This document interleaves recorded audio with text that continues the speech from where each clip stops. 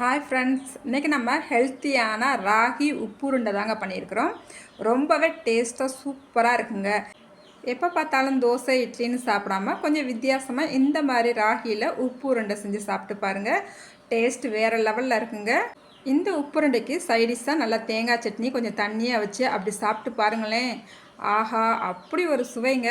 சரி வாங்க, இந்த ஹெல்த்தியான உப்புருண்டை எப்படி பண்ணலான்னு பார்த்துடலாம். இப்போ ஒரு கடாய் அடுப்பில் வச்சுக்கிட்டு இதில் 2 ஸ்பூனுக்கு நல்லெண்ணெய் சேர்த்துக்கலாங்க.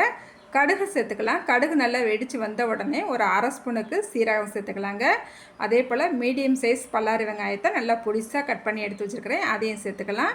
கூடவே 2 பச்சை மிளகாவை பொடிசாக கட் பண்ணிவிட்டு சேர்த்துக்கலாம். கொஞ்சமாக கருவேப்பிலையும் சேர்த்துக்கலாங்க. இப்போ அடுப்பை மிதமான தீயில வச்சுக்கிட்டேவும் இந்த வெங்காயத்தை ஒரு 2 நிமிஷத்துக்கு நம்ம வதக்கி விட்டுக்கலாங்க. மீடியம் தீயிலேயே வதக்கி விட்டுக்கலாம். கண்ணாடி பதம் வந்தால் போதுங்க. பாருங்கள், வெங்காயத்தை நல்லா வதக்கிக்கிட்டாச்சு. இப்போ இந்த கப்புக்கு நம்ம 1.5 கப்புக்கு கேழ்வரகு மாவு எடுத்துருக்குறோம். அதே கப்பில் 1.5 கப்புக்கு நம்ம தண்ணி சேர்க்க போகிறோங்க. தண்ணி கரெக்டாக நம்ம பார்த்து சேர்த்துக்கணும், அதிகமாகிடக்கூடாது. இப்போ நம்ம 1.5 கப்புக்கு தண்ணி சேர்த்துக்கிட்டாச்சு. இப்போ இது எல்லாத்துக்கும் தேவையான அளவு உப்பு சேர்த்துக்கலாங்க. உப்பு சேர்த்துட்டு நல்லா கலந்து விட்டுக்கலாம். இந்த தண்ணி நல்லா கொதிக்க ஆரம்பிக்கட்டும். மீடியம் தீயில் வச்சுக்கிட்டே நல்லா கொதிக்க விட்டுக்கலாம். இப்போ ஒரு 1/4 கப்புக்கு தேங்காய் பூ சேர்த்துக்கலாங்க. தேங்காய் பூவுமே மிஸ் பண்ணாமல் சேர்த்துக்கலாங்க. டேஸ்ட்டு சூப்பராக இருக்கும், ஃப்ளேவரும் நல்லா இருக்குங்க.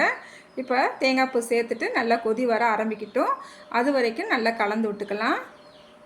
உப்பெல்லாம் கரெக்டாக இருக்கான்னு இந்த டயத்தில் நீங்கள் செக் பண்ணிக்கோங்க. கொஞ்சம் உப்பு முன்ன பின்ன இருந்தாலும் நம்ம சேர்த்துக்கலாங்க. அதுக்கப்புறம் நம்ம மாவு சேர்த்தா பிறகு உப்பு சேர்க்க முடியாது. இப்போ பாருங்கள், நல்லா கொதி வர ஆரம்பிச்சிருச்சு.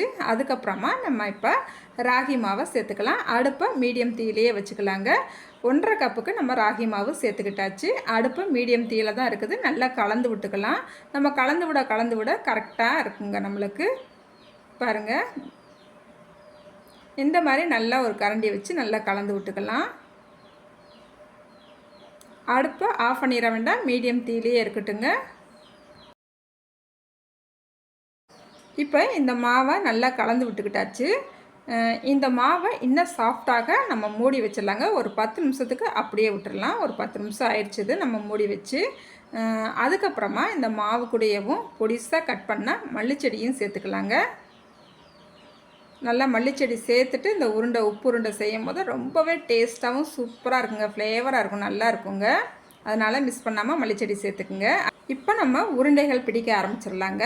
உங்களுக்கு எந்த அளவுக்கு உருண்டைகள் வேணுமோ அந்த அளவுக்கு நம்ம மீடியம் சைஸ் வேணும்னா மீடியம் சைஸ் பிடிச்சிக்கலாம், இல்லை பெரிய உருண்டைகள் வேணுனாலும் பெரிய உருண்டைகளாக பிடிச்சிக்கலாங்க. இப்போ நான் குட்டியாக தான் உருண்டை ஃபஸ்ட்டு பிடிக்க ஆரம்பித்தேன். அதுக்கப்புறமா எக்ஸ்ட்ரா நிறையா வரது போல் இருந்துச்சு.